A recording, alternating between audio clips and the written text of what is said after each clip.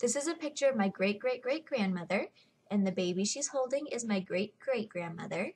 The picture was taken in England, where my family is from. When my great-great-grandmother grows up and gets married, she ends up adopting a little boy named Henry. When Henry grows up, he ends up becoming a jeweler in Salford, England, but sadly the family shop ended up getting sold, so he packed up his entire family and moved them all from Salford, England, and migrated to the United States, and they ended up settling down in Danville, Kentucky. In Danville, his son ended up following in his footsteps and became a jeweler, but quit and joined the railroad company and ended up moving to El Paso, Texas.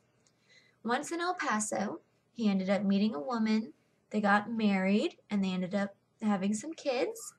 The youngest of the 4 children they had was a son, and that youngest son was my grandfather. This second picture shows my grandfather's entire family. It shows us all in El Paso. He ended up getting married, and he had 3 children and then adopted 2. It shows my grandfather, my grandmother, their 5 children, and then it also shows 9 out of the 10 grandchildren that they had.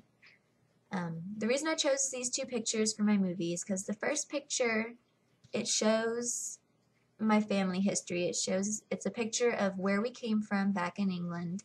And then the second picture shows through that same family line where the family ended up. It shows us here in El Paso where everyone stayed until up to a couple of years ago when people started moving away. But it shows where we all ended up, where we came from and where we are now.